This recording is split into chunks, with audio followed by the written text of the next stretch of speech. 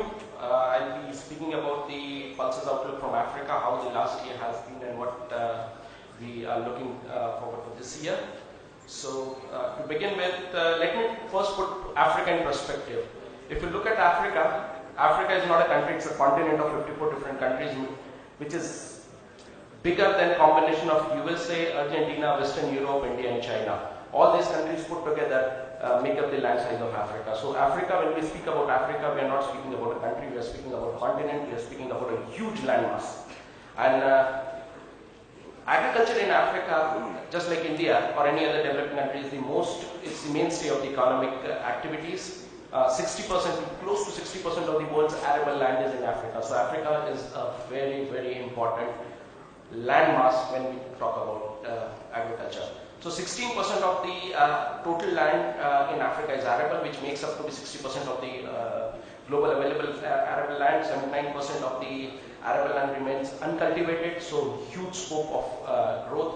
And fastest growing economies in the world are based in Africa. We are now moving from talking about frontier economies to talking about emerging economies to talking about frontier economies which are in Africa. So that's the big market perspective about Africa. The potential, close to 60% of the world's arable land, 65% of the labor force comes from agriculture, and the amount of activities and the growth that agriculture in Africa is showing. I was speaking to a minister in Nigeria and he quoted a very interesting line. He said, I believe the next set of billionaires from Africa will come from agriculture, not from oil. So that tells you about the focus of the government and the focus of the continent on agriculture and making agriculture work. So that's Africa for you. Pulses, if you see, Africa has been an important player in pulses sector. May not be so organized as the other trading partners, but the growth in pulses since 2003, if you look at, the growth has been phenomenal. Last 10 years has seen a lot of, say, new entrants into the market, new varieties coming into the market. Traditional countries that were exporting have stepped up their production. Also new countries have entered into the market. So pulses in Africa is hot. And if you speak about, and this is about 2 years back, when we had the Indo-Africa Forum Summit here in New Delhi, and about 40 heads of state were there. One of the major focus of discussion was pulses. So pulses has been a focus crop in Africa, has been a resurgent crop. It has been, say, recently, say, spoken about and, say, finding its say, foothold into the government policies.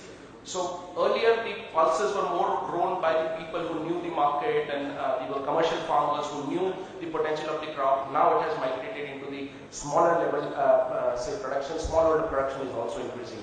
So if you look at the last 10 years, the CAGR for the growth in pulses production in Africa has been close to 15%, which is significant when you look about the overall growth rate of pulses production globally. Now, area under cultivation, if you look at, I've put in, say, the five or six major producing countries. Last 10 years, how the area under cultivation has grown.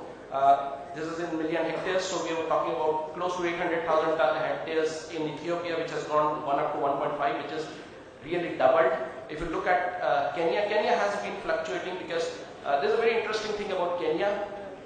Kenya, pulses is called as a women's crop. I don't know the reason for it, but pulses is called a women's crop, and male farmers find it difficult cultivating a women's crop. So that's why you see fluctuation in Kenya, but Kenya has been a major supplier of pulses.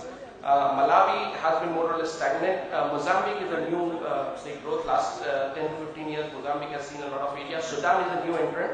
We didn't see Sudan as an, say, major producer or area. Pulses cultivation in Sudan was not so significant till 2004. Last few years, Sudan has actually, say, dedicated about 400,000 hectares for pulses, which is, and the quality, people say, has been much better than other African origins, for pigeon peas specifically.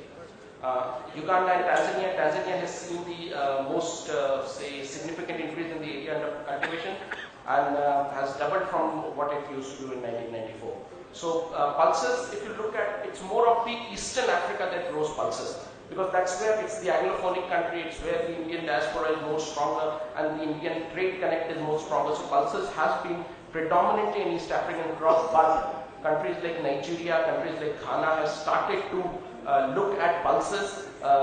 I've got a request from a government delegation from say Nigeria, who is discussing introducing pulses as a developing policies to introduce pulses as an agriculture crop. What happened with oil?